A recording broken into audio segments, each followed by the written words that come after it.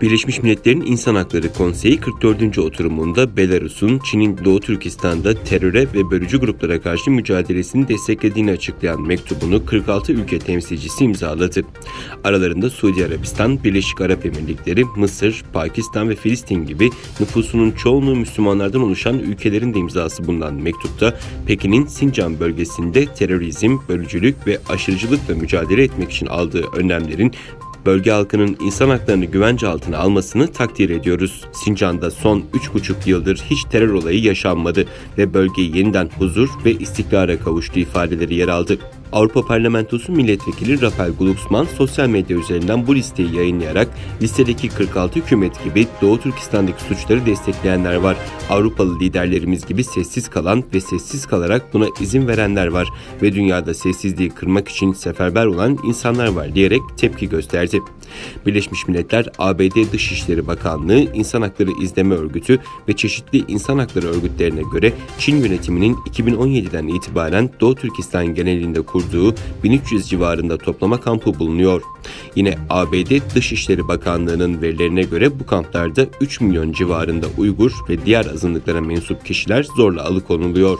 Sürgündeki Doğu Türkistanlara göre de Çin yönetimi ailesi toplama kampı, çalışma kampı ya da cezaevine götürülen 500 bin civarında Uygur çocuğun ailelerinden koparılarak Çin Komünist Partili görevlilerin gözetimindeki yetimhane ya da yatılı okullarda asimilasyona tabi tutulduğu dile getiriliyor.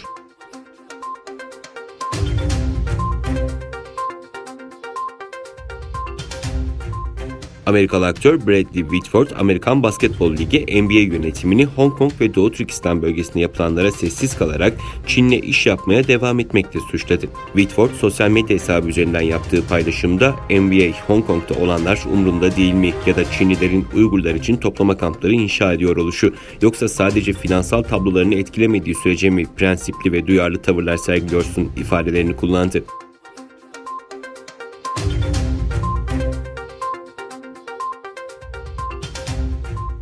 ABD yönetimi TikTok'ta dahil Çin menşeli sosyal medya uygulamalarını yasaklamaya hazırlanıyor. ABD Dışişleri Bakanı Mike Pompeo, ülkede kullanılan Çin menşeli sosyal medya uygulamalarına ilişkin değerlendirmelerde bulundu. Özellikle TikTok uygulamasının güvenlik açısından büyük tehlike oluşturduğu yönündeki tartışmalara atıfta bulunan Pompeo, bu konuyu ciddiyetle ele aldıklarını vurguladı.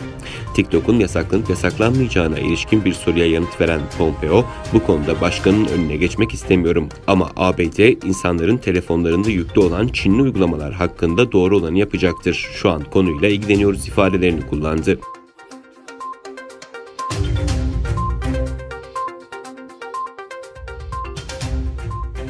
Koronavirüs salgını ile ilgili Dünya Sağlık Örgütü'nü Çin'le işbirliği yapmakla suçlayan ABD Başkanı Trump, ülkesini resmen Dünya Sağlık Örgütü'nden çekti.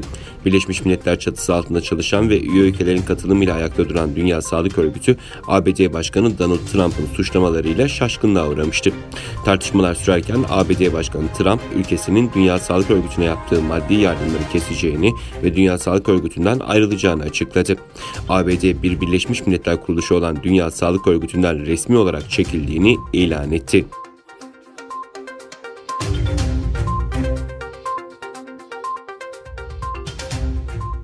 Dünya Sağlık Örgütü'nün son toplantısında uzmanların Çin'in Wuhan kentine giderek virüsün kökeni hakkında iz sürecekleri bildirildi.